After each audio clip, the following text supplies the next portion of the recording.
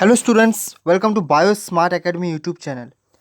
In today's lecture, we were going to discuss about a very important topic, that is uncommon amino acids, or you can say standard amino acid, or you can say non-proteinogenic amino acids. Okay, and here are some examples of uncommon amino acid you will see here in the form of structures. Okay, so I will explain all these things in details in today's lecture. Okay. So before I start this lecture, I just want to recommend you that I already made a 4 lectures on amino acids. Okay, so I just recommend you that please go through all these 4 lectures. Okay, because all these 4 lectures are very important to understand the concept of protein, as well as these lectures are very important from examination point of view, as well as these lectures are very important to understand today's topic. That's why these lectures are basics of biochemistry. That's why I just recommend you that please go through all these 4 lectures. Okay, then came here to watch today's lecture, that is uncommon amino acids. Clear?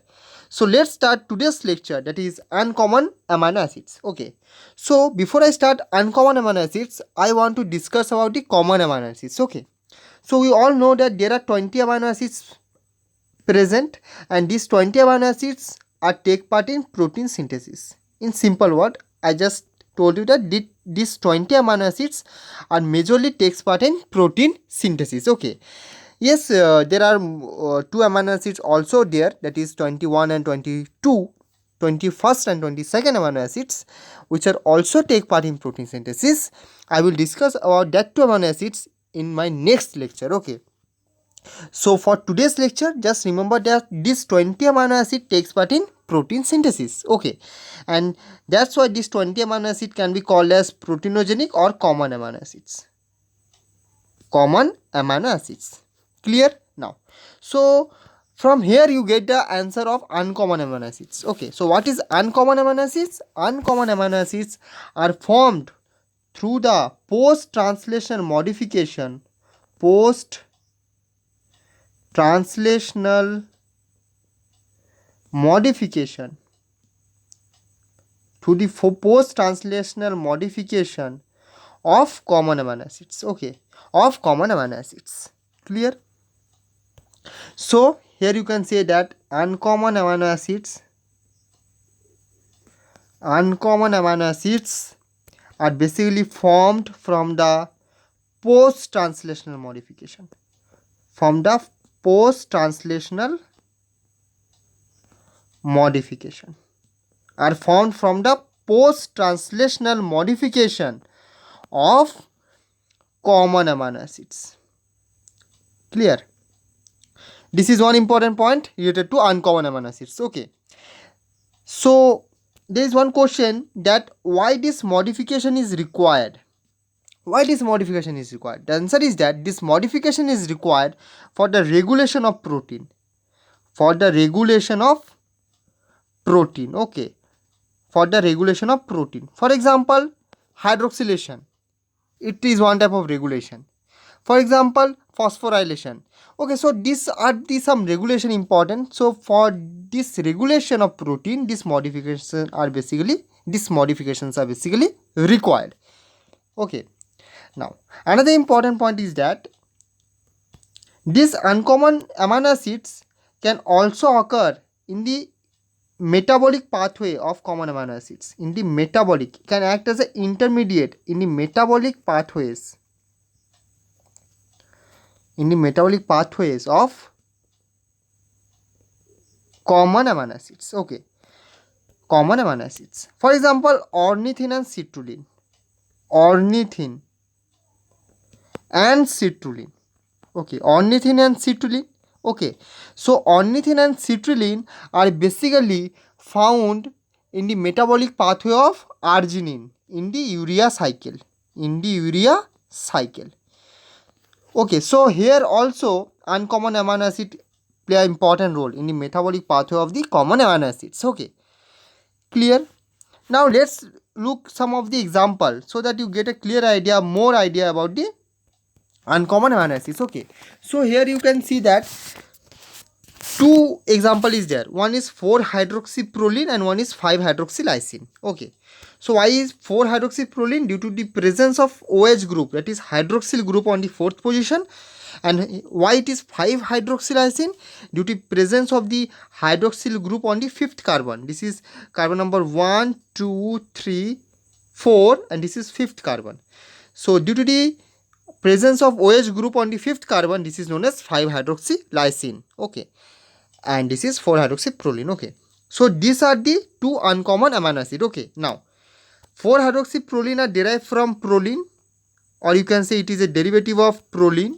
Okay, and 5-hydroxylysine is a derived from lysine. Okay, and proline and lysine both are common amino acids. Okay, from which both of this compound are derived. Okay, now what is the main function of both of this compound? Both of these compound are basically found on collagen. Okay, and you all know that collagen is a very important tertiary structure of protein. Okay, that is fibrous protein. Okay, fibrous protein. It is a fibrous protein of connective tissue. Okay, clear? Okay, we classify the tertiary structure of protein in two types. One is fibrous protein and one is globular protein. So collagen is a fibrous protein, okay, which is present on the connective tissue. I will explain more about the collagen when I will teach you tertiary structure of protein. Okay, now let's look some other example. For example, here 6 and methyl lysine. Here methyl group is added. That's why it is known as 6 and methyl lysine. With the NH, the methyl group is added. Okay, so this is known as 6 and methyl lysine. Clear? What is the function of 6 and methyl lysine? First look at 6 and methyl lysine. The function of 6 and methyl lysine, that it is an important constituent of myosin. It is an important constituent of myosin. What is myosin? Myosin is a contractile protein of muscle. Contractile protein of muscle. Clear? So here also 6 and methyl lysine also derived from lysine. It is also derived from lysine. Clear? Now look another example of gamma carboxyglutamate. Okay, so gamma carboxyglutamate is basically derived from glutamic acid. This is derived from glutamic acid. Okay, first point. Second point is that why it is gamma? Due to the gamma carbon. This is alpha carbon, this is alpha carbon, this is beta carbon and this is gamma carbon. And on the gamma carbon, this COO minus group, that is carboxy group, is present. Due to this, gamma carboxyglutamate name is formed. Okay, clear? Why this is alpha carbon? Due to the presence of this CO minus, that is primary functional group. That's why it is known as alpha carbon. Then after this is beta, this is gamma, and on the gamma carbon, COO minus, that is carboxy group, is present. That's why it is known as gamma carboxyglutamate. Clear? What is the function of gamma carboxyglutamate? The function of gamma carboxyglutamate is that gamma carboxyglutamate is basically found in prothrombin.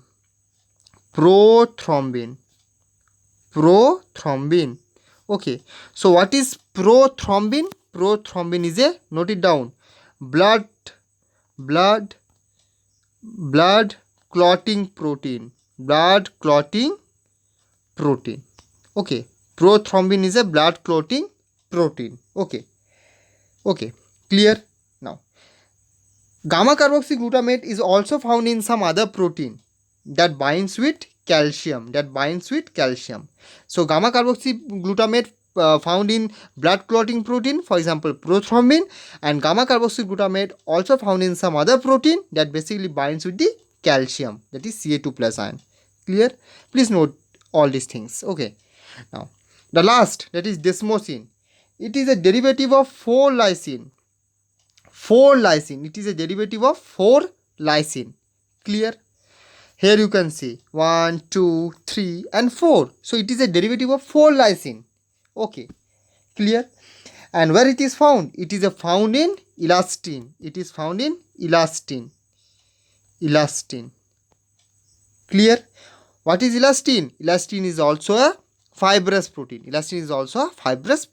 Okay, so these are some example These are the some example of uncommon amino acid, and from this example you will definitely get a question. That's why I discuss this example with their function. Okay, so I hope that you understand today's topic, that is uncommon amino acids. Please note all the things that I discuss in today's lecture. Okay, and if you not understood any of the important thing, then you may comment me on the comment box, or you can watch the video 2 times so that you get the clear idea about the uncommon amino acids. Okay, apart from this, there are also many uncommon amino acids present. Okay, but these are the most important, from where you definitely get a question on examination. Clear now? So that's all for today's lecture. I hope that you find this lecture helpful. So if you find this lecture helpful, then please share. One share motivate me to make more and more videos. And if you like my videos, then please hit the like button and comment if you want something better than this.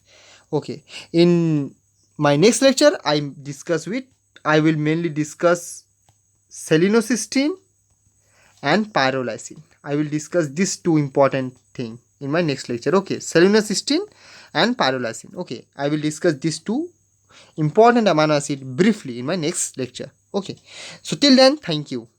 Stay safe, stay happy, and stay healthy.